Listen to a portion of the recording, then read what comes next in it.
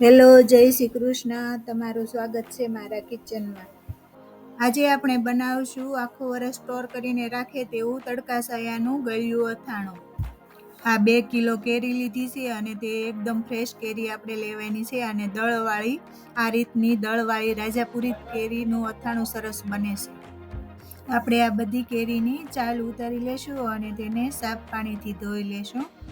છાલ ઉતારવાથી કેરીની છાલમાં જે ધૂળો ભાગ હોય તે નીકળી જાય છે અને છાલ ઉપર જે કેરીનો શેપ લાગેલો હોય, ધૂળ હોય તે પણ નીકળી જાય છે. હવે તેને આપણે સાફ પાણીથી ધોઈ લીધી છે. હવે કોટનના કપડાથી આપણે એકદમ ક્લીન કરી લેશું.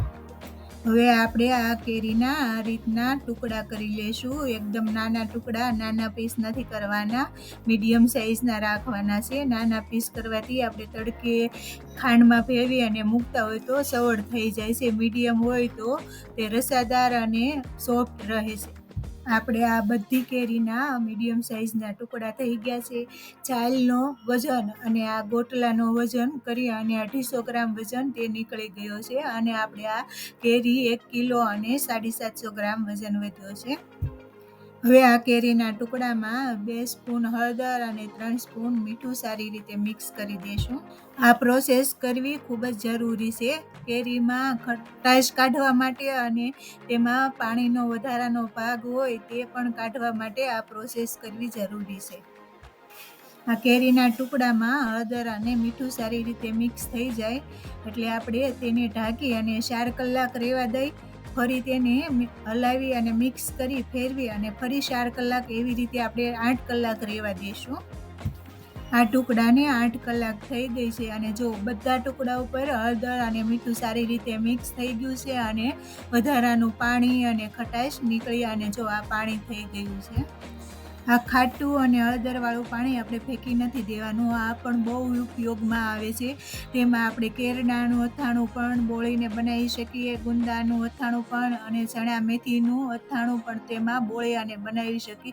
ઝાઝા ભાગે અથાણા બનતા હોય તે આમાં બોળી અને તમે બનાવો તો સ્વાદિષ્ટમાં બહુ સરસ બને છે અને લોંગ ટાઈમ સુધી ખરાબ પણ નથી થતું. એટલે આ પાણી બહુ જ ઉપયોગમાં લે તેવું હોય છે.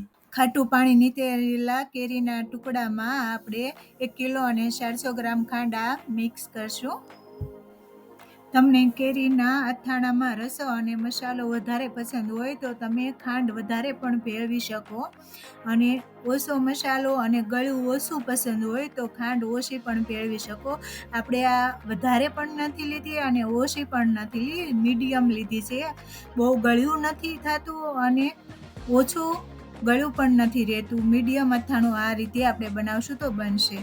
હવે આપણે તેને ઢાંકીને 4 કલાક જેવી રહેવા દેશું. આપણે તેમાં ખાંડ મોટી નથી યુઝ કરી, એકદમ ઝીણી બારીક ખાંડ આવે છે તે યુઝ કરી છે એટલે ફટાફટ પીગળી જાય છે. 4 કલાકમાં એ પીગળી અને બધું ખાંડનું પાણી થઈ જાય છે.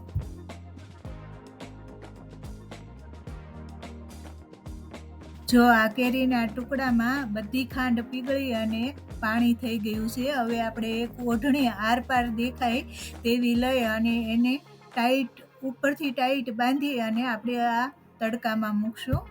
તેના ઉપર આખો દિવસ તડકો આવે તેવી જગ્યાએ આપણે તેને મૂકશું. કેરીના ટુકડાને આપણે 4 થી 5 દિવસ તડકામાં રાખશું અને આખો દિવસ તડકામાં રાખી અને રાત્રે અંદર લઈ તેને મિક્સ કરી ફરી ઓઢણી બાંધી અને તડકામાં મૂકી એવી રીતે 4 થી 5 દિવસ આ પ્રોસેસ કરવાની છે અને 4 થી 5 દિવસમાં આપણે આ સાસણી તેની રેડી થઈ જાય છે. એટલે તેને આપણે હવે આ રેડી થઈ ગઈ છે અને હવે આપણે તેમાં મસાલો મિક્સ. આ કેરીના ટુકડામાં ખાંડની સાસણી ચીપચીપી અને એક તારની બની હોય તેવી સાસણી આપણી આ તૈયાર છે. આવી રીતે તમે સાસણી તૈયાર કરશો તો તમારું આખું વરસ અથાણું રસાદાર અને એકદમ સોફ્ટ રહેશે. આ એકદમ સુગંધી અને સ્વાદિષ્ટ અને ટેસ્ટી મસાલાની રેસીપી તમારે જોવી હોય તો ઉપર આપેલા આઈ બટનમાં ક્લિક કરી તમે પણ જોઈ શકો છો. અને આપણે આ મસાલો તેમાં આપણે કેરીના ટુકડામાં મિક્સ કરી દઈશું સારી રીતે.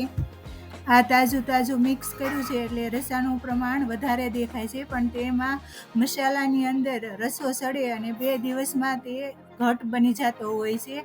એટલે આ રીતનો પરફેક્ટ આપણે રસો પહેલેથી રાખવાનો, પછી લોંગ ટાઈમ તેનો રસો પરફેક્ટ રહે છે. અને આથી વધારે તમારે ઘાટો રસો જોતો હોય તો એક દિવસ તડકામાં વધારે રાખવાથી એકદમ ઘાટો રસો બને છે. આ તડકા સાયાનું કેરીનું ગળ્યું અથાણું રેડી. આ અથાણાની રેસીપી તમને ગમી હોય તો વધુમાં વધુ શેર કરજો, લાઈક કરજો, કોમેન્ટ કરજો. હજી સુધી અમારી ચેનલને સબસ્ક્રાઈબ ના કરી હોય તો સબસ્ક્રાઈબ કરજો. Bye bye.